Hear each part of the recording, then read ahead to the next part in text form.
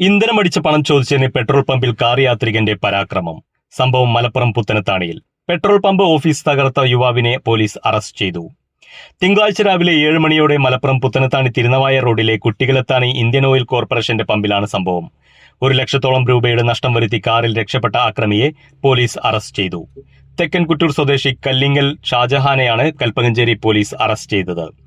തിങ്കളാഴ്ച പുലർച്ചെ പമ്പിലെത്തി 200 രൂപയ്ക്ക് ഇന്ധനമടിക്കുകയും കയ്യിൽ കാശില്ലെന്ന് പറഞ്ഞ് മൊബൈൽ ഫോൺ പമ്പിൽ ഏൽപ്പിച്ച് മടങ്ങുകയും ചെയ്തിരുന്നു.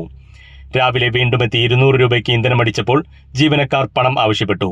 ഇതിനു പിന്നാലെ ഇയാൾ അക്രമാസക്തനാവുകയായിരുന്നു. കാറിൽ കരുതിയിരുന്ന ഇരുമ്പ് വടി ഉപയോഗിച്ച് പമ്പിന്റെ ഓഫീസ് അടിച്ചു തകർത്ത ഇയാൾ പെട്രോൾ ഡിസ്പെൻസറും തല്ലിത്തകർത്തു. നേരത്തെ ഏൽപ്പിച്ച ഫോൺ സഹിതം പമ്പ് മാനേജർ നൽകിയ പരാതി പ്രകാരം കൽപ്പകഞ്ചേരി പോലീസ് കേസെടുത്ത് അന്വേഷണം ആരംഭിക്കുകയും പ്രതിയെ അറസ്റ്റ് ചെയ്യുകയുമായിരുന്നു.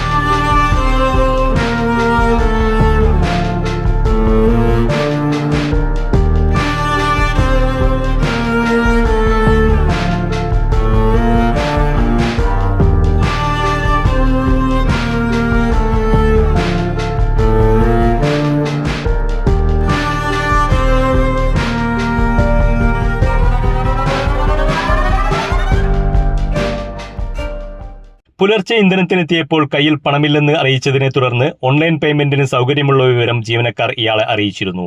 എന്നാൽ അക്കൗണ്ടിൽ പണമില്ലെന്നായിരുന്നു ഇയാൾ മറുപടി പറഞ്ഞത്. തുടർന്ന് ജീവനക്കാർ മാനേജറുമായി ബന്ധപ്പെടാൻ ശ്രമിക്കുന്നതിനിടെ ഇയാൾ മൊബൈൽ ഫോൺ സ്വയം നൽകുകയായിരുന്നു. തുടർന്ന് പമ്പിൽ നിന്ന് മടങ്ങിയ ഇയാൾ 7 മണിയോടെ വീണ്ടും പമ്പിലെത്തി അക്രമം അഴിച്ചുവിടുകയായിരുന്നു.